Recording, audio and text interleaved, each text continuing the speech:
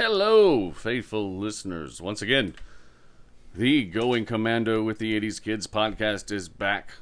To my left, Ben Davis. In my seat, Carthy. How about that? The same dude that's always there. This is your episode 6, Ahsoka spoiler event. Episode far away. Well, I was going to get to that, but you know what? It's so you gotta awesome. Say it first, man. Come on. Yeah, no, it's so awesome that yeah, we got to get to it. The coolest naming of an episode ever. Far away. Yeah. I mean, how cool is that? So, so we're going to go over it step by step, give you our thoughts and opinions. I feel like things are being set up for a very grand movie. We already know the movie's going to come out eventually. And, oh my goodness, there's different topics to discuss. This one might be a little bit longer, faithful listeners. What do you mean movie? I mean, Filoni's already said that there's going to be a movie and you that think this... culminates Mando yeah. and everything into one thing. I think this really is laying some of the groundwork for that movie. Oh, really? Well, that's interesting. Okay. I like to start out the episode by saying where we did awesome. Because, you know, I love to brag about us. But, yeah, seriously, we totally called 2 episodes ago. Because we were, you know, I was giving you a little bit of hell about the Merrick identity. Yeah. And then what did I say? Setting up the Night Sisters. Yeah, you did. We really called did. that, and we're going to go into that in this episode. Yeah, I wanted to ask you about that. A lot of things that we keep talking about keep coming true. Yep. So, yeah. Go ahead. What is your question? When they...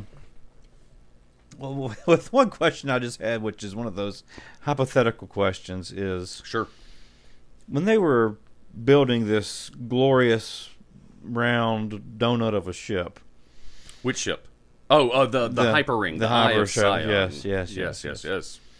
I'm glad that they built it out of gold. Well, there is a scientific reason for building things in space out of gold, and it fuels the ancient astronaut theory. Do you know about this? Well, spare no expense or time. Let's hear. Gold does not. It reflects radiation, space radiation, differently than other metals. So it was probably cheaper then, I guess, than to use what the Empire had used. The alien astronaut theory is that the reason they came here was to take gold so that they can line their metals with it. So again, space radiation. And I'm not 100% proficient in knowing what exactly happens, although I remember watching a documentary, and gold somehow does not take on the radiation that is very deadly to humans. Okay. In space the way that normal metals do. That's interesting. So it kind of does lead... that. I mean, now you know the reason for the space theory. Yeah. However, when it makes logical sense, that's when I'm like, okay, I'll give you a minute of my time. Sure, right? Sure, yeah. Okay. So, yeah, great question. But we're going to get to that because of the Japanese influence that they talked about online this week. So we enter this episode looking at the Purgils flying through hyperspace. We mentioned it before. Actually, Ben is the one that mentioned it, and it was a good call. Them going faster, so hyperspace does look different with the colors, the prismas. You know, I mean, it was really cool, and so that's fantastic. Now, I'm going to throw a warning out here because I even told Ben I'm not going to tell him what this was till the episode. But in my rewatch, when I'm doing my notes for the episode, I noticed something, and now I can't unnotice it. All right, let's hear it. I'm telling everyone right now, faithful listeners, turn this off. If you don't want an image burned into your brain, wait exactly 3 minutes and then come back and enjoy the rest of the episode. So you've been warned. Ben, are you ready for this? Okay. Yeah. So as they are coming through, you know, you're seeing them fly through hyperspace, and the Big Daddy that they're in right before they obviously close into the cockpit of where Huyang and Ahsoka are sitting. Oh, okay. They show a giant facial of the whale. Okay. For a second, it's Space Whale Thanos. Really? You can't unsee it with the wrinkly chin, and then the giant mouth, and then the 2 eyes. Okay. If you're as weird as I am, you're going to see Thanos and you're not going to be able to unsee it. So then right. you're going to just say Space Whale Thanos from that point on. All right. So it's something to look out for. But once you see it, you cannot unsee it. And you saw that on the first viewing. No, second viewing. This is my notes viewing. The first one's always for joy. Or actually, my third viewing. I saw it again, and then I did this one just purely for notes. And so that's kind of like a thing from the last one in our spoiler-free review that we really talked about topics. We could not go into anything that specific because all this is, truthfully, now on my third watch, it's a very big information episode. Yeah. It has some action, don't get me wrong. But, the amount of info from this episode and how it's setting up the last two is just purely insane. It didn't really need the action that it had. It could have cut that out, and we could have been just fine. I enjoyed this episode. I thought the pacing was good. I didn't feel like any of the stares were too long. I felt like the conversation went naturally. And once again, a lot more from Balin. That's not what you said when we were watching it, my friend. What did I say? The little rat dog scene. Oh, that I'm going to get to that. Don't worry. That was played out. Yeah, that could have been cut in half and still had the same amount of impactful moments. So, but as overall, though, the first two, if you go back now and watch them, they are real slow. I know they had to build, but they are so slow compared to what the joy that we've gotten out of the last 3 episodes. Huge difference, in my opinion, again. So again, and first I must address this too because I have it on my notes. I'm sorry to all the faithful listeners if I sound like Barry White. I have a nasty habit of smoking cigarettes sometimes, and I go days without smoking. And then us here in the Winston-Salem, Louisville studios got to experience the tropical depression Ophelia. Yeah. And so I really enjoy rain and wind and all that stuff. So I just kind of sat out on my porch with my iPad and played games and and it was in the low 50s. It just felt awesome. But unfortunately, after not smoking for 2 days, I made up for it. And so my voice is a little bit lower. So I'll just go ahead and apologize for that. All right. So we fast forward into the cockpit, and then we see Huang and we see Ahsoka the White talking. And the first thing that I noticed is that the first thing that popped in my mind, they talk about the stories that they heard in the Jedi Temple, right? Yeah. You know, the history of the galaxy 1, 2, and 3. And immediately, Ahsoka says, number 1 being the best, of course. So I ask you, is that a reference to the trilogies? You know, I've read that too, and I've heard a lot of people say that, but it would be like Filoni to say that the original ones are the best. Yeah, that's what I was thinking too. I think he would think that the prequels are better too. Oh, well, again, he's just talking about 1, 2, and 3 being the best. We're talking about 3 separate sets of trilogies. Yeah. In my mind, I'm thinking Filoni likes the original ones the best. I'm thinking it's not that. I think it's the order. You know? Well, no, I'm saying 1 came out first. I mean, technically, the middle came out first, and then we went back. And so that's how I'm thinking of it. I'm going the other way. I gotcha. No, I'm going. 1 is the prequels. Oh, the prequels. 2 is. I think it's a deep dive at, if it is, I'm just saying it might be a deep dive in terms of the chronological, not the in-universe. Or it could have been this. It could have just been the original 3 movies. Well, I'm talking about trilogies. No, 4, 5, and 6, or 1. 4, 5, that's what it could have been. In my mind. Yeah. And then, 1, 2, 3 are 2. Yeah. The second part. And then 7, 8, 9 are the third part. Yeah. So when she makes that kind of joke, I'm thinking, again, because when they were released, he's saying that the number 1 being for the best. stupid little kids like me, when I was a kid, they were always 1, 2, and 3. I'm an adult. Star Wars, Empire, 1, 2, 3, and Return of the Jedi. That was 1, 2, and 3. So, and 1 always being the best was a lot of people's, but they were always wrong because it was always Empire. I agree with you 100%. Yeah, Empire. 1 has that nostalgia and the growing part. Like you just got introduced to the Force, lightsabers, Darth Vader, blah, blah, blah, blah, blah, right? But if we're going in terms of now that we're adults and the best storyline for us, yeah, man, 2 is awesome. Lot of plot, lot of action, perfect segue between the two. So, again, that's just our opinion. So Awesome. The next thing that is very important within that conversation is the fact that Ahsoka knows that Sabine gave that willingly over. She uses her Force power of being able to touch something and see backwards. That is an awesome power, dude. What are you talking about? That's one of the best powers ever. If you could have that, and then the Force hearing that what's his name had. Oh yeah, man. The ability to connect to the in between that Jason had. That's insane. So I thought that was super cool that they reinforced that. Like, I can touch something and see. Like, using the Force, I can see who else has held the object, etc. So, and then her and Huyang go back and forth, and she is still being a little stubborn, but being more open. It's obviously more open. She's not as close-ended in her responses as she has been. However, she is, she could have ended all of this. No more Thrawn, and then of course Huyang, no more Ezra. Yeah. And so they go back and forth, and it gets a little tense, and then she's like, tell me one of the stories. And Huyang says, which one? She says, I don't care, just tell me one. And he goes, okay.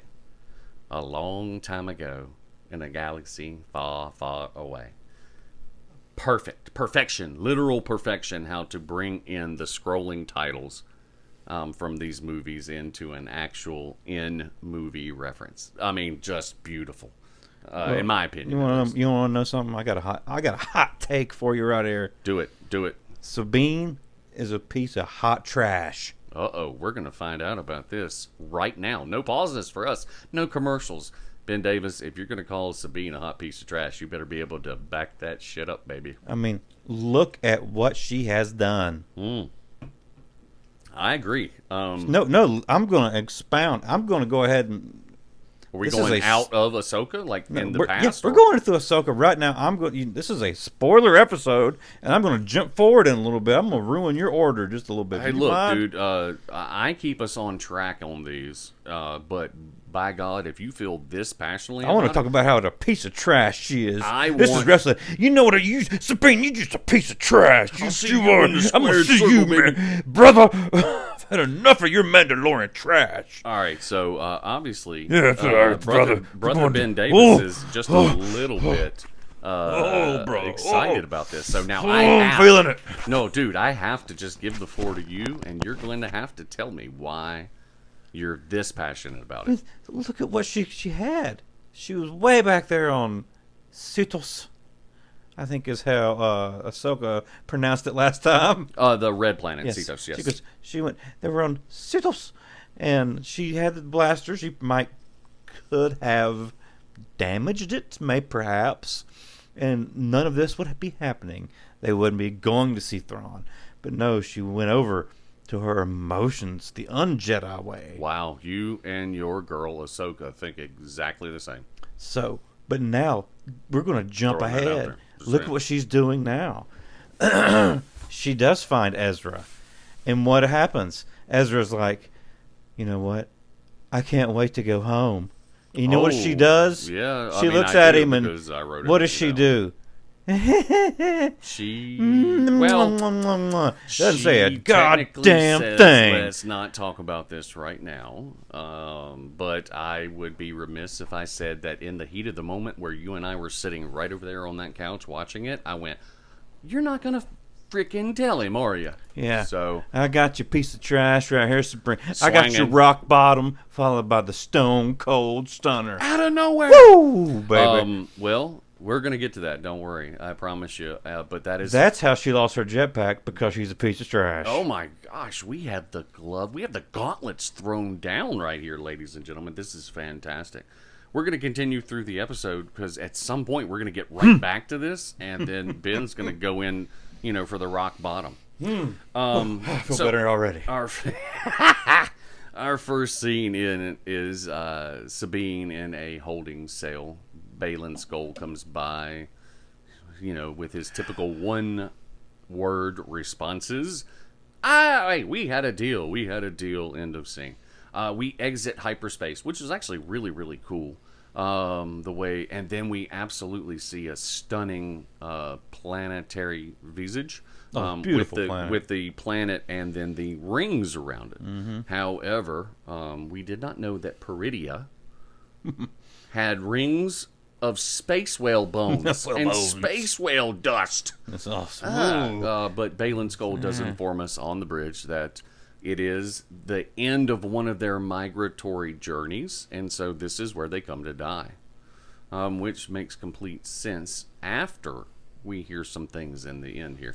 Yeah. So we take the shuttle to the planet. I did notice immediately that it had a gold tint to it, like unlike any space or God bless, I'm so into calling things space things nowadays. Unlike any of the Imperial shuttles. Uh-huh. Or any of the individual spaceships, we had the silver ship in episode 1. Yes. Everybody thought that was awesome. That was cool. That's your Royals, Cadillac right there. But I mean, just think about it, just easy, simple things. Any transport, they're all gray, right? Yes, they are. Yes. This was very obviously gold. Yeah. And it was kind of cool. I thought it was super cool how it was part of like a structure and it just kind of broke off and went. So that was a super cool nod too. I thought what the how quickly they built this massive ship. They managed to do all these cool little things to it. Yeah.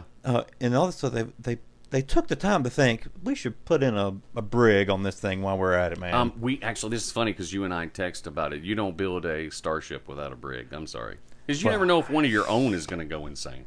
Especially they appeared to all be. Space. They were all droids, fever. man. Space fever. They were all droids. I know, but there's many more. Did you notice that? Well, I'm going to spoil something for the future, but we're going to talk about it anyway. Massive shift between droid troops, and biological troops in this one. The ambushers, biological. The rock people, biological. The stormtroopers that we're about to talk to, biological. The only robots, broad term, that we saw were really the ones piloting the ship. Yes. So big shift, because you and I have both noticed, why are all the bad guys droids? So just a shift from that. So we get the prequel thing, man. Yeah, seriously, yeah. We get the shuttle to the planet. We know that Sabine is on that shuttle along with Skull and Hati. Who keeps Elspeth. looking at her like, I want a piece of you. Let's go. Honestly, that is right. Yeah. You are 100% right in that. I've noticed that. Whether that is red herring or done on purpose. Filoni's pretty thorough, so it could be done on purpose. Boy, did you see the look on Morgan's face as they're going through the atmosphere? Well, that's my next thing. That wanting look of... Yeah, well, I mean, you come down, and then I thought it was super cool with those huge statues. Yeah. However, they were very Riddick 2-esque, if you remember. Riddick 2 was the necromongers. I don't remember that one so much. Well, so they come down in their ships, right? And they're very tall, and they have almost that Roman pewter mask look, right? I'm going to get into that with the other masks as well. But it is a cool scene. They're flying in, and there's these giant, just massive statues of the Night Sisters. You're like, oh, okay, there's some potential here until they land, and then guess who we get to see? Who did the 80s kids predict that was going to be there, and they showed up in this episode? The Night Sisters. Now, what was your first impression of the Night Sisters compared to, let's say, the Clone Wars cartoon? How did you think they did on the reproduction? I want to ask you that. As soon as it panned over to them, did you know that was them? Immediately, I screamed it right beside you. Yeah, I heard you say something. And I screamed it. I was like, oh. And I was like... So for a guy like me, I screamed it. I went, Night Sisters! I was super excited because they are... there's something different within the Force, right? Yeah, they are. I didn't recognize them. Oh, I did. For some reason. Only they because... Looked, because it was the red. I'm so sorry. Yes, go ahead. So different. It seemed like they were wearing only one more red. There was a little bit more black in the makeup in the cartoon, and their tunics and their when they hats. got up to them, I knew them, but from that distance the right hats away, were a I little was bit like, bigger. You know, the thing that the cowls Yeah. that they were a little bit bigger in the cartoon. Yeah, but that was sort of they- like what they you got- spoke yeah. on in terms of the horns on the helmets. You Yeah. didn't care for the exaggeration. Where sometimes in an anime or let's say in a cartoon, you can exaggerate and it still look cool, right? yeah. So at first I was like, what are these, a bunch of druids or Dude, something? them And then they sitting got there, up there, and I'm like, oh, okay, it's them. It's the they're witches. holding All right, these yeah. little spheres, and they've got this red triangle in between them. I mean the space bolo. Well, we're going to get to that because we actually had fun with calling it Space different lasso. things, yeah. And so they're sitting there. First impression for me was, my gosh, to try to get something from a cartoon to a like a live action. They did a great job on the costumes. And the thing that was even more impressive, and I will say I love watching it over here because you've got the sound bar and the speakers and the subwoofer. When they talked, that whisper above and that rumble below I was noticed so that, it made the cartoon come to life for me because they had that kind of spooky sound to them really cool. in the cartoon. Yeah. Oh my lord! Sitting here because I watched it at home too. Can't hear the rumble as much, but you can hear the background. So with the rumble, it makes it even more ominous to me, especially the third Night Sister, who's a little bit heftier. When she says, that one reeks of Jedi. Oh, the rumble. And you're like, holy crap, I'm not messing with you. So that was kind of cool. Love the voices, love the look. That one reeks of Jedi. But Now, here's the deal. that Why one reeks of she Jedi. didn't point at Balin Skull and said, she pointed at Sabine and said that one reeks of Jedi. Now, does that I wanted mean to ask you that? does that mean like closeness to Ahsoka, or does that mean she's coming into her own a little bit? I didn't see the point. I was by the third time I've watched it. Every time they say it reeks of Jedi, I just bust out laughing. I'm like, I've never heard anyone say it reeks of Jedi. See, I'm going to be honest with you. This one made sense because they're about to supposedly meet Thrawn for the first time. Yeah. And the first one said that one is dangerous. So, again, with the Night Sisters, they fought the Jedi at some point in the past. They know the dangers of a fully trained Jedi. Okay. So that's kind of... again, I was confused. I'm like, well, she really doesn't have the Force, but yeah, she kicks ass. Okay, then I'm gonna give it to you. Then, if they pointed at her, They did.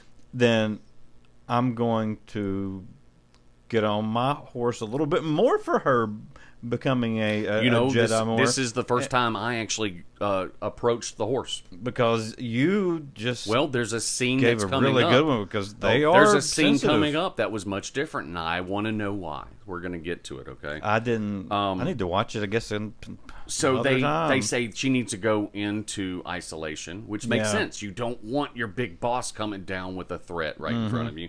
And it was cool because they used they both moved these three little orbs, created the triangle again, and then they shot out and then wrapped her up. And then, me and Ben had a lot of fun going, Space Bolo! Or, Space lasso. Space Lasso. But, What did we sc- I mean, come on. We're Space spear. we like to have fun. So, and then once again, they reinforced it. It will wait. It reeks of Jedi. It will wait. So Space whip. Well, psychologically, the language is really trying to separate them as a superior to what they consider inferior. And again, there's a statement by Thrawn in the end that will reinforce this. It's so tied together so well, I promise you. Then we go to Skull and Shati. Yes, that's our relationship name for her self. They're basically hanging out, looking at some of the scenery. It's pretty much is what they're doing. Yeah, And then she starts to ask questions of her master, and he reminds her that she was not raised at the temple. So that's a little bit of... obviously, she's not old enough to have been. she is not a Boken Jedi. Right. Well, that's awesome, because in this same... No, it's a different... We'll get to that. But he does reveal that he was her age during Order 66. Or a little older. No, he says, I was about your age. Oh, yeah, he did say I was about your age. I was about your age when I saw everything I knew and loved burn. But we don't know how old she is, though. And we know from this conversation that he was at the temple when it happened. Yep. So, some of the things that he said in the past about, not many people saw what he became. Now we literally have a reference to the fact that he might have been there and saw physically with his own eyes Anakin destroying other Jedi. So this is kind of cool. It's leading up something. I'm just so, and as I'm talking, I'm like, God bless America. I wish there was someone that could play Baylan Skoll. R.I.P. To him. I don't know what his future is, but Ray created such a awesome character in Baylan Skoll. I want to know more about him. He's almost like an anti-hero. I'm rooting for him certain times. It's so weird. I feel bad that he has passed. I mean, R.I.P. He met his cycle down here, but gosh, he did such a good job with this show so far, and we're only scratching the top of it, really. Yeah, but we still got 2 episodes. And then he breaks into I seek the beginning so that I can break the cycle. Now, I'll be honest, I immediately thought he's talking about Ezra. Maybe they're talking about a Skywalker-esque pattern where, these groups of Jedi appear with one really, really strong one. I was proven wrong, and we'll get into it, but I screamed it. I was talking to Ben about it, like, it's Ezra. Yeah. But it was not, so... I do wonder, what is he talking about? We're going to find out, though. I mean, do you have an idea? Yeah, I know. He says it at the 3/4 part of the episode. Now, what? Not exactly word for word. Not for word. There are theories, but he dismisses Ezra. So, and we'll get to it. So then you get back to Sabine in the jail cell. She's reaching out. She's unsuccessfully trying to use the Force. Giant quakes and stuff, so it's almost like an old George Lucas trick where you think she's actually doing it, but it's some other reason. Yeah. And then we get our first view at Thrawn's ship. Yeah, that's cool. It's a gigantic, it had its own name. It's a gigantic Star Destroyer. And then we also notice where the Purgils had grabbed it in the last episode of Rebels. It's now been all rebuilt with a gold medal, what Ben was talking about earlier. So now we have to stop and talk about that, because there is a very well-known Japanese motive where if something breaks, you do not throw it away, you reinforce it with gold, it becomes more valuable, and it has a story attached to it. So that's what people are going nutso about on this episode. And there's a couple of other Kurosawa, that's who he based most of his films off of, references, like with the way certain helmets are shaped and anything like that.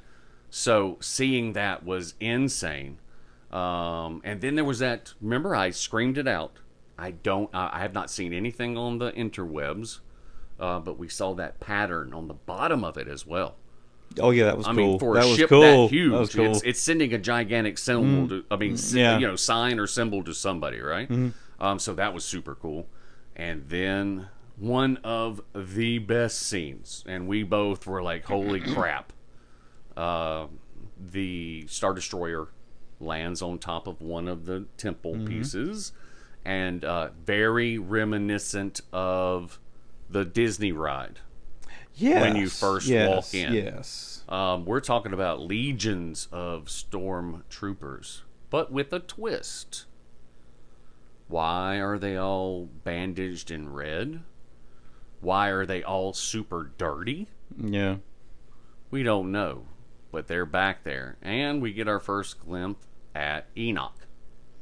Captain Enoch. Maybe they're going for seconds when it comes to Captain Phantasma. I'm not really sure. What are the troopers called? The some troopers, night troopers. Well, they don't have a specific name, but they did say it. That's the thing. Sometimes it's so weird. Sometimes subtitles can ruin things because they do call them the night troopers. Yeah.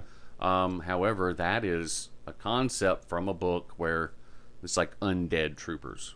So, we've already met the Night Sisters. Yeah. We already know through the cartoons that they can beef up at least an individual. Yeah. And replace another individual's legs. Right? Uh-huh.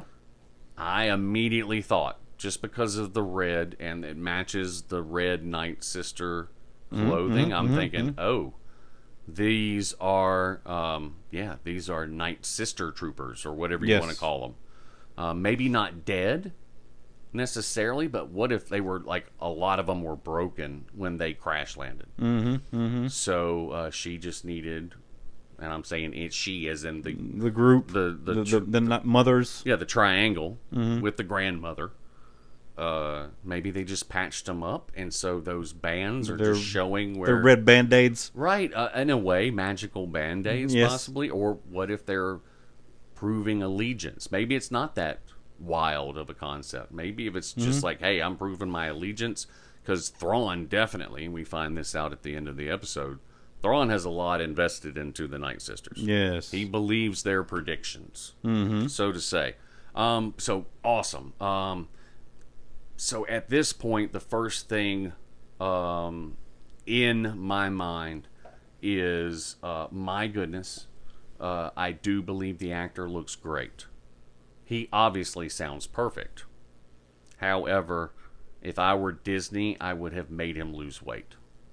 I noticed that too. That's the very first thing I noticed when I saw him walking. We're so petty, but I'm sorry. My first thought was, man, Thrawn just kind of let himself go in exile. Thrawn has never been shown in book descriptions, anime descriptions, ever without having that typical military kind of like slim build. Oh, he was a fit and beefy. Huge guy, military, marine, physically tall, physically impressive, very Sergeant Slaughter Rambo-esque. Yeah, I mean, big on top, thin in the middle, right? Yeah, is that the kind of like the look you're going for? He was like Rambo. He was. He knew the moves and he was the strategy and everything. He was very quiet until he had to be, right? Yeah. That was the whole thing. So again, not trying to be petty about this, but unfortunately, I was like, man, I know maybe things were thrown together because of the writer's strike, and maybe they knew things were coming, so they had to get it in. Yeah, maybe. I just hope if there is a second season, they tell Mickelson to thin down and look more like the character. I mean, sorry, just my opinion. I mean, the voice is so good. But the voice and his mannerisms and everything else are just so perfect that I don't care. If you want to keep that belly on him and make him look a little bit older and whatever, I don't care. Because, my gosh, of course, because he voiced it, but his acting is superb. The dude doing it is superb. Yeah, he doesn't appear to have aged.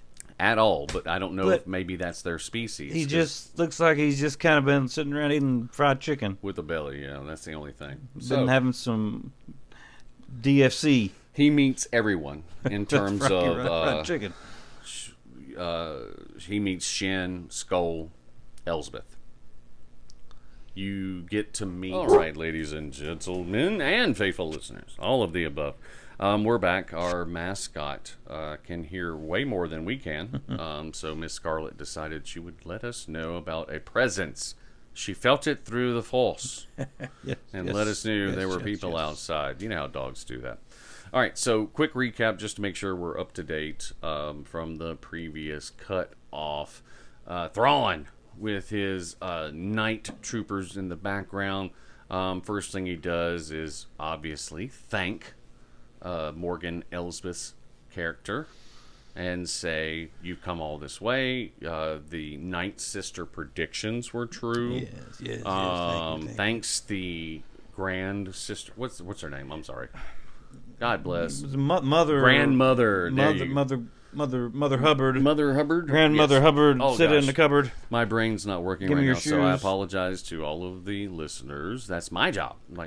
Is to remember things. 3 minutes in a tub. And so we talked. We didn't talk about this. Man. We talked about it in the blurb in between. Yes, Elsbeth calls them mercenaries. That's a little bit different than assassins and or Jedi or fallen Jedi or Sith or I'm saying there's a lot of adjectives and nouns you could have used here. Yeah. And she used mercenaries. It kind of, at least in my brain, it kind of feeds into the disdain she seems to have for them to begin with. Yeah, pretty much. She seems annoyed by the fact that they're there, but she knows that she needs them, right? Yeah. I have a job for you. And this is huge. Of course, our boy Thrawn knows everything, right? Mm-hmm. Once again, we're talking, this is the reason we didn't give as much on Tuesdays, because every little scene is a gigantic building block. General Baylan Skull. Yes, General. General. You must be General. So, not only was he at the temple, was he not only there during Order 66, somehow he was also a general, which means he had... So, my biggest theory, and I'm admitting it, it's being blown out of the water, was Temple Guard, right? We didn't talk about it all in the podcast, but me and you talked about it a lot. Did. Because in my mind, I was like, well, what's between yellow and red? It's orange. So what if he was bleeding a yellow lightsaber? But that's been blown out of the water. Somehow he was a general. Yeah. They don't go into any more specifics, but that is a huge bit of, once again, and I know I've talked about it, and I'm fangirling about it, and I don't care. Such an awesome character in Baylan Skull. Way more than I thought we were going to get. Other than your typical just, hey, that's our bad guy for the series, right? This dude has depth. So I really enjoy it. And then that's when it was questioned about, you have a prisoner. And he steps up and says, well, I thought she was of more use than not. You can tell he's getting tense. And so I think Elsbeth jumped in to even throw gasoline on the fire and ended up backfiring on her because she says, the prisoner Sabine Wren, and then... Now, we're talking about a guy that doesn't really react at all. And even his eyes got a little big, and he goes, oh, a familiar name. She will indeed be useful. And he looks directly at Baylan. He just does the nightly dip, and he walks off almost like in a smug way. And you can see Elsbeth crumpling in the corner because her power has been usurped. But that's awesome. And so they start talking. Eventually they meet. And he gives her the means to find Ezra. Now this was just me. I made a note about it. This has to be the most obvious trap of all traps that have ever trapped. Yes, you can go find him. We're not gonna. It's a trap. We're not gonna track you at all. No, we don't have any means or we don't have the resources. We don't have the resources. Well, that's going to play in here in some of my points. The most memorable quote being, "You're gambling the fate of your galaxy on your feeling." So powerful, the way to, and she comes back with, "Oh, you wouldn't know." He says a lot in one. I wouldn't. He says a lot in one sentence because, now hear me out.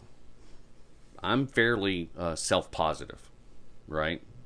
I think I rule, and I try to not be arrogant about it. But if you don't think you rule, then who will, right? Okay, fair. Very good. This dude just literally said, wow, your need to see Ezra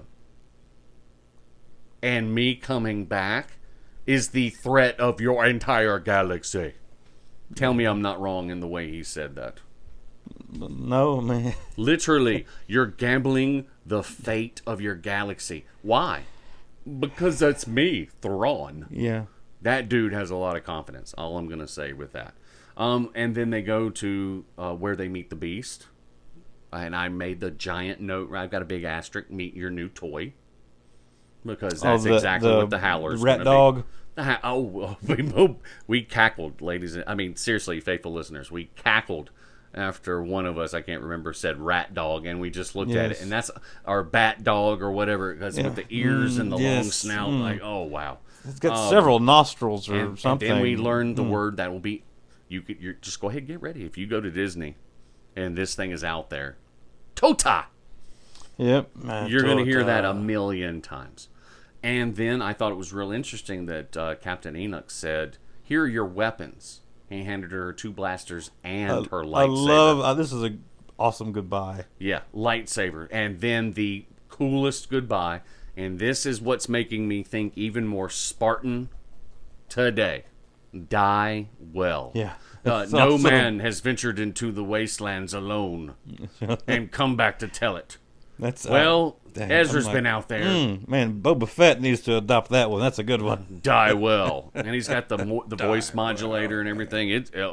That was super cool. Great. So between his face and remember Gladiator, like the pewter face, I couldn't think anything of. And honestly, in Japanese or let's say Asian mythology, a lot of those masks that they wore to battle was a face, and you're just like, wow, this is kind of cool. They're pulling some historical stuff into it. And then, like I said, the die well was insane. Cool. That is a great introduction to a character. I loved it. It really is. I was like, and then they ride. So you get some riding scenes. And then, of course, off on the side, Thrawn's to Baylan Skoll and Shin Hati. You can follow her. And then you and your master can destroy both of them if they find them. So, once again, the trappiest trap that ever trapped. Like, really, this is, and then you don't see it then. So I'm going to jump ahead one segment after they leave. He's basically saying, is not our getting home to Morgan Elsbeth, who's acting a little bit weird. Is not getting home our highest priority. And if our mercenary friends are not aboard, we will leave them too. So, it just shows you Thrawn is a person of direction and purpose. If you're not part of that, then sayonara. I don't care. And so we get the ambush scene, which was great. And I got to talk about this. Number one, Beskar. Yeah. There is no way she survives this ambush if they didn't pull out every single Mando scene that there ever was. Yes. She's blocking with her arm, which seemed very Jedi-ish. Because she's blocking headshots. Yes. All right, so I'm leading up to something. She's getting shot in her back. She's getting shot in her front. But, she is just whooping ass left and right until she sees her lightsaber. Now, I don't know if this was purposeful or not, but the Sabine I saw wielding that lightsaber was not the same I even saw against Hati in the woods. Yeah. This girl wielded it like a Jedi. Yes. And so this is kind of a side note. Do you think the people of that planet, Peridea, have ever seen a lightsaber? They didn't seem to. Because they weren't scared. No, they weren't. And then when she started slicing their faces open, they were like, "Oh wow!" The pointy, like the guy with he's like, "Oh, wait, what's going on here?" He was like looking. I was like, "Oh, yeah." Like, it made me the think. Pointy green stick is hot. I'm like, should we be remembering him, or is he like I should be remembering her? Well, she kills all of them. I thought possibly it would have been, let's say Ezra's been there, so they recognize it and got scared. Yeah. That's where I thought it was going, but it didn't. He doesn't have one. Oh, that's right. Well, he didn't. Oh, he didn't have his lightsaber when the Purgils were attacking him? He gave it to her. Oh, that's right, for safekeeping. You're a genius, and I'm stupid. All right. So that's what the thing is, 'cause yeah, he doesn't have one. So, do again, we're they not talking go about after a them? different galaxy. Now, they have energy weapons of something, but it's supposed to be the ancient homeworld of space witches. Yeah. But no lightsaber. So she wrecks shit. As soon as she picks it up, it's a different Sabine altogether. Yeah. She's not playing defense anymore. She is literally playing offense. So, after that, she gets the lightsaber. Then, this is where I would say, kind of... Well, it's technically after the next scene. We'll get into it then. But the thing we both mentioned, those, let's say the ambush group. Excuse me. Man, did they not sound like Tuskens? A little bit. Or is that just me? Bit. I was really reminiscent of Tusken Raider sounds to me. And then we also find out that the tracker, the one that they gave her to track down Ezra, it gets busted during the fight. Yeah.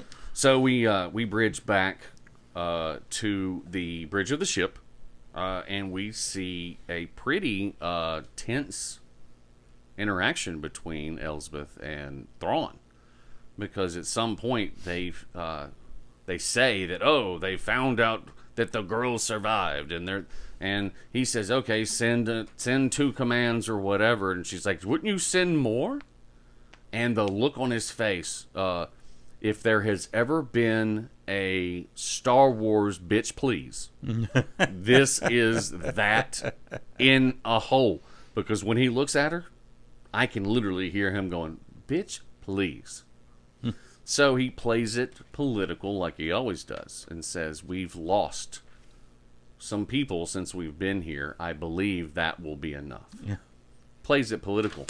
Now, this is a direct reference to something that I thought was one of the coolest Easter eggs that someone came up with. And I'm going to take this brief moment to say that we at the Going Commando with 80s Kids, we give our props to anyone that we get information from. Meaning, if we see on social media, if we see a cool meme, we'll share it. We're not monetized. But if you do something online and we think it's cool, we're going to give you full props.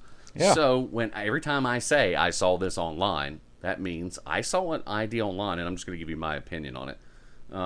So some of the stuff we talk about and some of the stuff we share is just for the joy of you as people who want to get a laugh during the day or hear something nerdy during the day.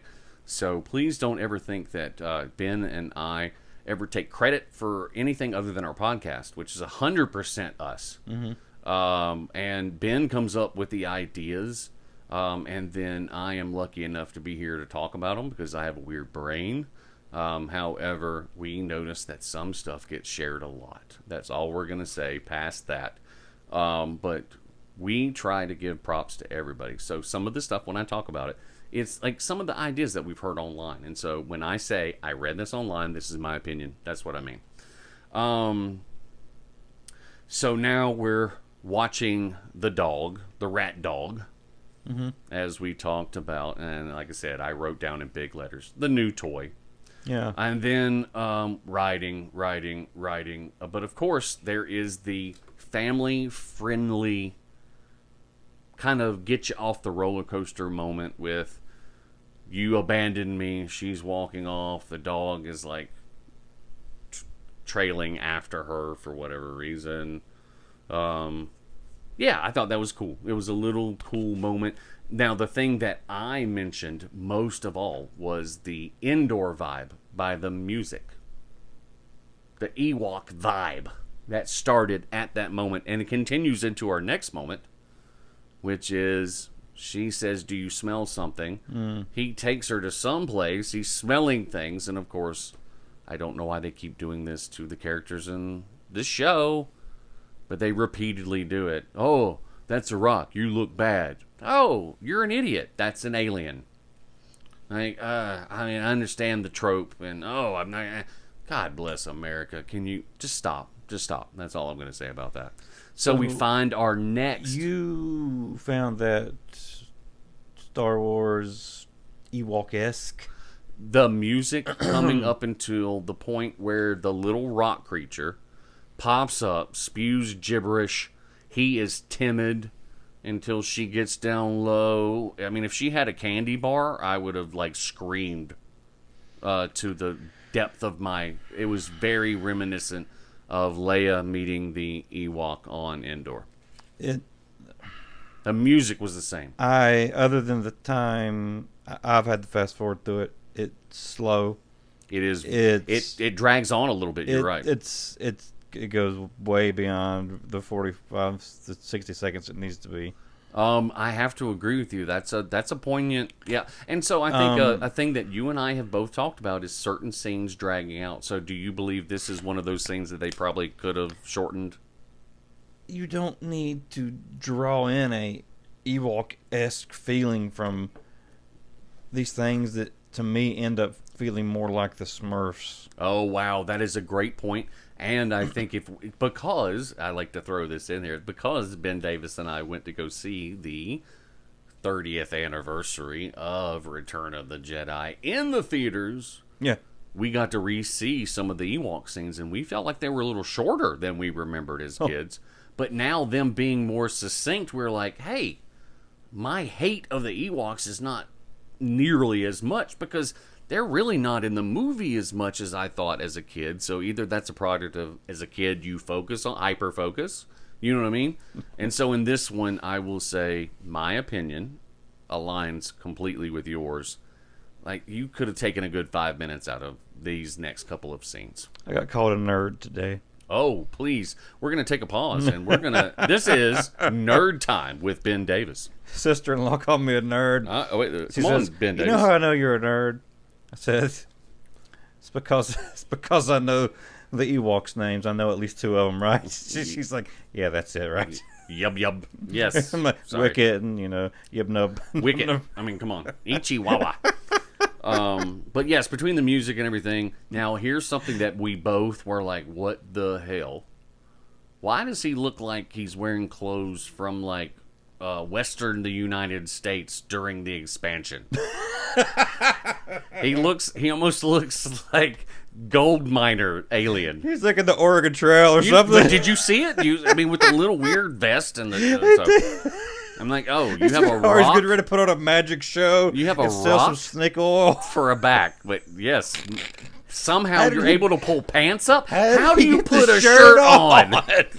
And then the vest, too. How do you put the vest on? Is it like Velcroed 'Cause on? if you were a turtle, you couldn't get that shit on. I'm just saying. So, yes, we both noticed that, but we also both exclaimed, next toy. Oh, They're going to be God. selling these as puppets or something. At Best Spire by the time, Black Spire by the time we get back. Good time. They speak a little bit higher pitched language, so it's very kiddie. Is it called Noda? Or Yeah, something like that. Nodes. So it sounds like almost every small alien ever in Star Wars. So the thing that is most important out of this is they point towards the Star Killer crest, the Rebel crest on her shoulder. And so, yes, if people don't know, the Skywalker crest is the one with the brilliant star at the top, and it's a little bit more sweeped. The one we know as the Rebel crest is actually the Star Killer crest, now made uncanon, but at one point it was, the Star Killer from the video games and how he helped the rebels kind of form up and escape from Palpatine, and so they chose his family crest as to be the signal of the rebellion. But that's off subject. And then we find out somehow Justin, they Excuse me, McCarthy, you're a nerd. Oh my gosh, my name's Carthy. I'm a nerd. Hey, Carthy.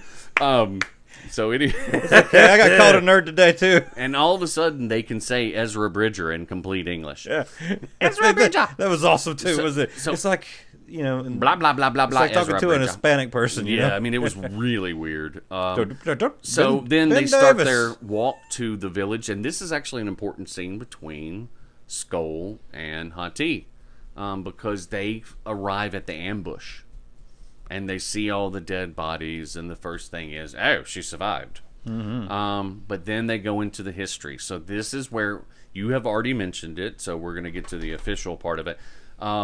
Is that Ezra Bridger? Yes, he's one of the Balkan Jedi that were trained in the wilderness after the fall. the wilderness. He uses the words. And if you think about Ezra's training, it technically was in the wilderness.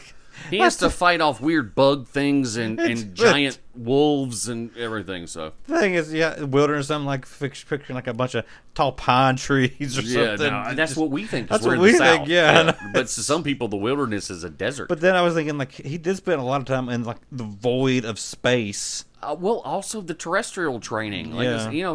he fought a lot of different. It was very influenced heavily in the first part of Rebels. His connection to nature, let's say. Yeah. He could communicate with the weird bug crab thingies. He could communicate with the wolves. Yep. He could, yep. I mean, like it's a force They power. are. It's a force power, and then it builds to the point where he can actually communicate with space whales, which is, I mean, that just like again, you're in tune with the energy of nature, which is a cool thing if you're a Jedi, and it makes sense, right? You're supposed to be light-sighted, and all life is precious, and blah, whatever. I guess to anyone who wasn't trained at the temple was Well, that was just the wilderness. we learned that we learned that in the previous episode from Anakin himself. We were peacekeepers, and then the war happened, and then we became warriors, soldiers. Yes, I'm sorry, I said warriors. Soldiers. Ben said it correctly. We became soldiers, and yes, that's a little rub at some of the imperialistic things that are happening on today.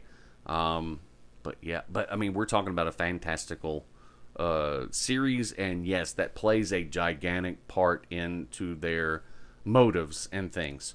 Like, he kept telling Ahsoka, like, you were so young and you went to war. Mm-hmm. And it wasn't bad enough that we took you as a baby. Yeah. And then trained you in a temple very strictly. And then, the first chance we got when we shipped you off to war because you have powers. You have abilities. Mm-hmm. Their building is, there is definitely a higher arcing, let's say, theory or a theme or whatever that's going through here. So, anywho, yes, so rock people, you walk. Then they take a break, and that is when Skull and Hati are talking, and she's talking about, like, can we rise to power? You know, wasn't I a Jedi? And he said, no, I've trained you to be something more, which is kind of an open-ended sentence that we do not get an answer for. What does that mean? And then our mascot is. We're not going to stop this time because these are direct XLR mics, and you probably can't hear it. But for a split second, because that was really loud. He says, something calls to me. Yes. Something stirs here. Can you see it? Can you feel it? Can you see it? Yes, I know. I was going to ask you. So he's feeling this massive presence. So I did research. Did you do research? I did not, but... All right, I did some research. What do you think this presence is? I do not know. I'm going to be 100% honest, but I'm going to go off what I read that fills in a book reason, right? Do you think it is some sort of force-sensitive It is a purely force being, according to the lore that I read. Is it so enough? You have is it strong enough to fuel other people's force powers a little bit? Well, let me tell you, and you decide. I'm going to actually, Okay. I'm going to be, I don't know how to answer that, so I'm going to let you decide on what I tell you, to be honest. Okay. So, apparently, we've already gone through the lore of the father, daughter, and son, right? Yeah. Did you know that in that lore there was a wife? Okay, yeah, the Abeloth or whatever. Abeloth, but she was mortal. Mm-hmm. And in her fear of losing her family, because that, for a while, I mean, she was such a strong being that she also aided in keeping the other two in check, along with the dad. Or the father figure. I mean, literally, we're not saying father figure as we think about paternal relationships. The name of the force being is father. There is a daughter and a son. They don't have first names. Exactly. So just so people know, that's what we're talking about. Well, there was a wife at some point, and so she was so fearful of losing her family that she did something, and it escapes me right now. But in making herself immortal, she literally turned herself into a dark force ate or drank or poured something on herself. I can't remember. Yes, that is very close to what I remember. And in so doing, she was attached to the planet. Something maybe has to do with the Dark Sisters. There's never been a connection. But maybe when he says maybe they fear a power greater than their own, we might be talking about one of those few instances where we're literally talking about a force being. And it could be this mother figure. I don't know. I like the idea of it because I feel like they're playing into the idea that eventually Ahsoka's going to be the light, Anakin's going to be the father, and then there's going to be someone. I actually read a really good article. I didn't necessarily agree with everything about how Ahsoka has to die. Oh, goody. Well, I mean, it makes sense in terms of what we've seen. If they really want, unless they want to retcon, it would technically make sense her becoming the light side at some point. I mean, it's not like Anakin. I mean, Anakin grew older, but only because of machines. Mm-hmm. We still don't know who that the sun figure is going to be, who's supposed to be all dark. We don't know. I mean, I told Ben Davis off mic. Something tells me it might be Ezra because of his interaction with Maul. Yeah. But I don't know. That dude's a pretty happy-go-lucky dude. Mm-hmm. However, we could say the same thing about Anakin at one point in his life. Yeah, very and true. the parallels are unmistakable about losing his parents to, you know what I mean? And yes. It's just a lot of parallels, man, that you can technically build off of. So I'm going to leave it at that. I'm wondering if it's like some sort of, if it's the planet itself. You know, that's actually cool because they do. Yeah. They do. I mean, in Star Wars, they definitely have Force beings that are large. Mm-hmm. I don't know if it'd be the planet itself, but maybe a guardian of the planet that we don't know about. I mean, because if that's the case, then that could explain why they smelled Sabine, because she's always been like on the precipice of being Jedi. a Jedi. No, I mean, at and then this that point, could fuel her enough with the Force sensitive from the planet to. She smells. I don't think she has the Force power because they keep showing her trying to move things and she can't. No. However, there are different abilities within the Force, correct? Everybody can access it to a certain degree. Everybody can use telekinesis. So maybe if you're not as high of a midichlorian count, maybe you can access it and, I don't know, let's say see or connect with nature. She connected with the dog. If you tell me I am a Jedi and I cannot move things with my mind, I am going to be so pissed off. One of the greatest memes ever was, if I were a Jedi, oh yes, I would absolutely protect the poor and the weak and everything. Me as an actual Jedi, I can turn the lights off from my bedroom. Oh, come on. Yeah, that makes a whole lot of sense. I would be turning lights off left and right. I don't know if I'm saving people, but I certainly would be like, ooh, watch this. TV on, TV off, TV on, TV off. You know, I'm just being honest about myself. So, just us guys. So anyway, yeah. So we talked about the indoor vibe. Can say is a Ridger. We're talking about the people at the ambush, and then at the very end, something calls to me. Blah blah blah, and then we see the guys or gals. I don't know. We can't tell with this alien species. But they're on the ridge, right? Yeah. And she's like, "Master, should we?" And he's like, "No. The enemy of my enemy is my friend."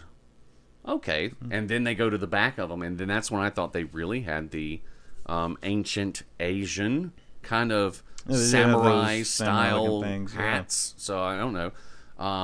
And they're on howlers, which leads to a question that's going to come up, I mean, pretty soon here.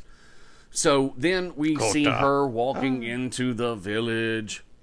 And she's walking around a little bit more drawn out than you want because it's a lot of rock people looking at her and staring. Oh, you mean Smurf Village? Smurf Village, looking at her and but then all of a sudden we hear, I knew I could count on you. Direct reference from the last episode. Rebels, yes. I think the dude looks fantastic. I think Ezra looks great. Yeah. The only thing that throws me off are the blue eyes. And so I made this note as I was watching. I'm like, wow, I feel like I'm watching Dune. The Quetzalcoatl Arak. Yeah. He no longer needs the wielding module. It's the spice that turns your eyes blue. Well, I'm sorry, they're that bright. Maybe. And one of my complaints throughout the series, if I'm being honest, is God bless. Y'all are LucasArts. You can't find some fucking decent contacts. So I'm just going to throw that out there. I'm sorry. It's blues. What's his name? Oh, it's fucking. It's just seriously. It's like, ugh. Usul doesn't need the wielding module. Anyway, They hug.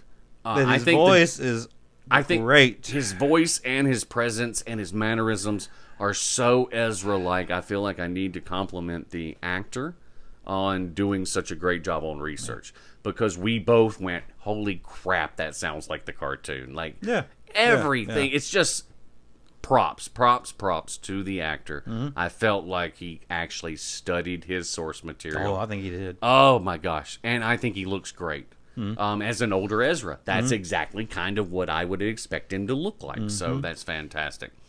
And then, oh yes, we find out that he can speak Rockies. Yes. It was good of him to be able to do that. Yes. And then we get to, now we're going back to your angst, because this is the scene. Mm-hmm. I can't wait to go home. And she doesn't say anything. She's like, oh, I'm sorry, I'm a piece of trash. She stays silent.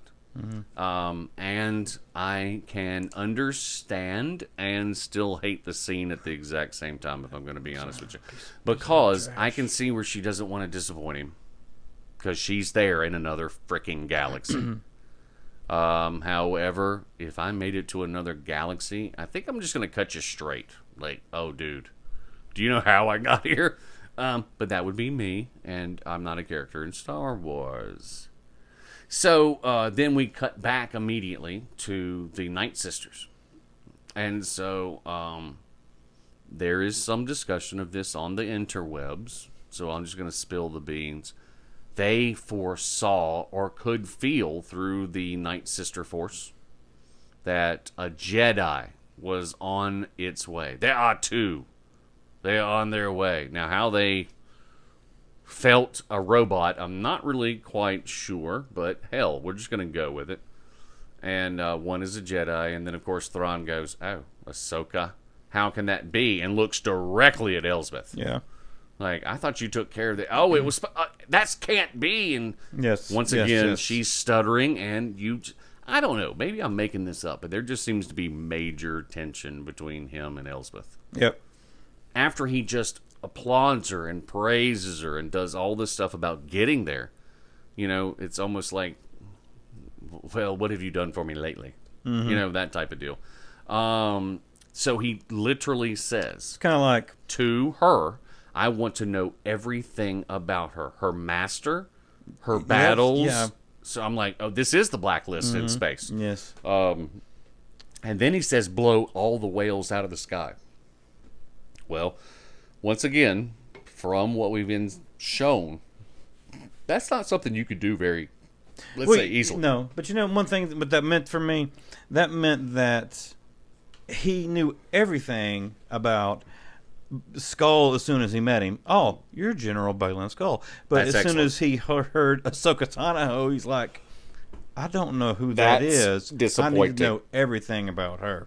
So apparently he was only versed in so much of the Clone Wars. Wow, that is a great point. And he thinks he is so well versed in every part of history that had to do with the Empire, the Republic, and So, goes on and goes on and goes Given on. his reaction, do you think it was a little bit of, I'm at a disadvantage?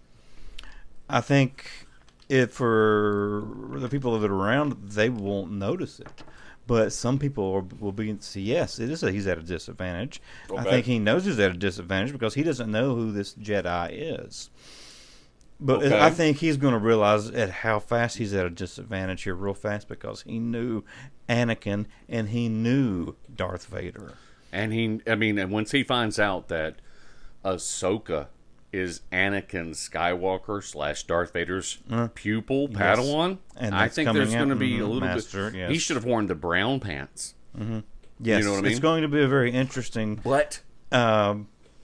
delivery of information. That is awesome. Yeah, that's perfect. And so the most interesting thing, another cliffhanger, I'm going to need your dark magic again.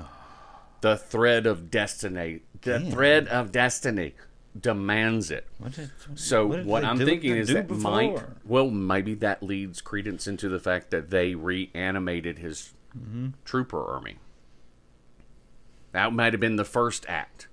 You're a He black doesn't look magic damaged. woman. But I will say this, as an OCD guy, the way his foot flays out is very disturbing when he walks. One foot is dramatically out to the side. I don't know any human being that walks like that. Well, Maybe it was purposeful. He's a Chris or something. I know, but still, like, one leg is pointing towards you and one leg is very duck-like. And if you pay really hard attention, he seems to walk with a slight limp. Okay. You know, we get lucky sometimes on these things. And believe me, listeners, when I say suck it and all this other stuff, I'm being very, very jovial with you. Me and Ben get lucky. We watch everything. It is obvious through all of our podcasts that we love the media, and we can draw conclusions, let's say, that someone that doesn't know, and that's just a pop writer can come up with. We've gotten lucky this season. We've called at least 4 different spoilers, down to the T. Maybe not. Maybe the foot didn't matter anything, but I'm a weird guy in terms of what I notice. Yeah. And when I notice like a limp in a foot, hey, look, Lars, if you're out there and you had an accident a long time ago and that's how you walk naturally, then I am sorry 1,000%. But Filoni is such a great director, and you are such a great actor. Mm-hmm. Maybe, just maybe, he told you to have a limp, and it will call into something in the future. Yeah. And maybe it'll call into something with the dark magic. They repaired Darth Maul. They beefed up Savage Opress. Maybe they got there very beaten up. Now, last thing, and I've only seen this once, and I did notice this, but I'm going to, unlike some of our competitors or companions, I'm going to give credit where credit is due. I saw a lengthy explanation of it online, which reconfirmed that I was seeing what I thought I saw. Mm-hmm. Do you remember the moment, and this will be our last thing, this is a callback, and it's going to deal with that last kind of show, or last statement and one of a previous statement by Thrawn. Do you remember what he looked like when he was sitting there with his arms crossed? And you could actually see his garb. Who? Thrawn? Sorry, Ezra. No, I haven't. No. Okay, so I've only seen it one place, and I am lucky. My wife bought me a giant TV recently, so I do see things that I didn't see before. If you look closely, and I paused it just to see it, to see if I was looking at it, he looks like he has chainmail underneath his native garb. Huh. Do you know what that chainmail looks like? No, I didn't. Dog tags. Really? So when Thrawn says we have lost a few people, I'm thinking there's more to the story about them searching for Ezra and him destroying them to the point where he started to collect the dog tags as a warning. Now that's something to look up. I could be 100% wrong, but there is a very specific pattern on his chainmail. And you can't even tell it's chainmail until you really look at it. It's definitely something metal that's been braided together. Yeah. It really looks like Imperial dog tags. Okay. So I'm throwing that out there. I think Sabine's not saying everything. I don't think Ezra's saying everything either. Yeah. So this is going to be I do it almost every episode. On the spoiler, I throw out something that I think's going to happen. And I have... I like to say Ben and I, because we talk about everything. We've got a pretty darn good track record going. Yeah. On what's going to happen. Like, we predicted the Night Sisters. We said that, Merrick wasn't going to be anybody. Like, we've gone through all of these things, and we've been pretty accurate. Look out for Rex in the next episode. We have done that consistently. So, Ben and I's thing that we've talked about, look for it. There's something that isn't sitting right in my brain, my OCD brain. And Ben, I run everything through Ben, and he tells me if there's a hope for it or not. Whether it's just me being fantastical or me writing the new Star Wars. hey, we're writing the new Star Wars movies, man. Give us our dollar. But seriously, I believe very much so that there is something going on with Ezra that he's not saying, as much as Sabine is not telling him. And I think it has to do with that chainmail. I think he's a bad dude, and he might be closer to the dark side than we know. But they didn't have that much. What conversation did you see? I didn't see that kind of conversation happening. I read between the lines, baby. I'm talking about what his And what was it? what He his was like, garb, what that Hey. one flash, and Hey. you could see underneath his things, and then you saw it. Took you long enough. The Well, you dude didn't tell has me. been isolated in another galaxy. He seems Did it a work? little bit. Yeah. Okay, it so worked. you were literally proving my point. Thanks for coming. Hey, anytime, man. Give me a hug. That hug was passionate. Don't you dare make fun of the hug. Don't you? I love talk bad about you. the hug. Oh, I love you. Don't too. you put that evil on me, Ricky Bobby. Brother, sister, I love you guys so much. You mean so much to me. Oh, Everyone in Radio Land. we should probably pack this up. Everyone in Podcast Land. You know, we shouldn't stay here. How did you get here? Ben I'll Davis tell you later. has left the building. Get out of here. So, yeah, we should get out of here. I'm a piece of trash, by the way. Yeah, let's go. Yeah. So you just got I Ben won't tell you. Davis I'm is not so telling you. much of an Blah, 80s blah, kid blah, blah, blah, that he just gave you his 90s teenage rendition of what just happened. You couldn't be more 90s like apathetic if you tried just during that segment right there. I'm throwing it out there for everybody that's listening. Do you have any other takes on the episode 6 that we just reviewed? Any other? Because I think we went through it very well, step by step, and we talked about all the theories we have, and I just laid down my new spoiler theory. Anything you want to add? I'm glad you liked it. I was not a fan of that All right, that's fair. episode. But you know what? That lends authenticity because we're not going to like everything. And I think if people don't like the episode, then you're the person that speaks for them. And that's fine. I mean, that's okay. I'm a real Ahsoka fan, and she was hardly in it. You know, so we keep trying to get out of this episode, and Ben keeps bringing I up know. fantastic We're not going to talk about it. points. We've got to go. No, 'Cause one thing. Come on, man. We The got to wrap it up. but- We got a whole other episode to go. I know, but well, no, we don't. This is 6. We don't see 7 until next We got week. Stephen King, buddy. Oh, we got to do Stephen King. Yeah, I've got no sense of time and space right now. So all I'll say is the article, Ahsoka episode 6 proved that she didn't need to be in the series to be successful. I'm going to leave it because of Ben, and he's right. We need to kind of chop it down. Go read the article and then put your comments, thoughts, or whatever on any of our social media.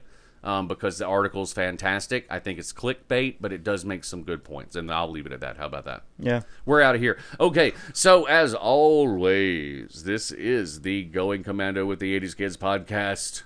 To my left, Ben Davis. To my seat, myself, Carthy. And you have just listened to our spoiler-full review of Ahsoka Episode 6. Thanks for tuning in. Thanks for the likes and the follows. And as always, Ben Davis. Take us out. Thank you for listening. Till next time, may the Force be with you.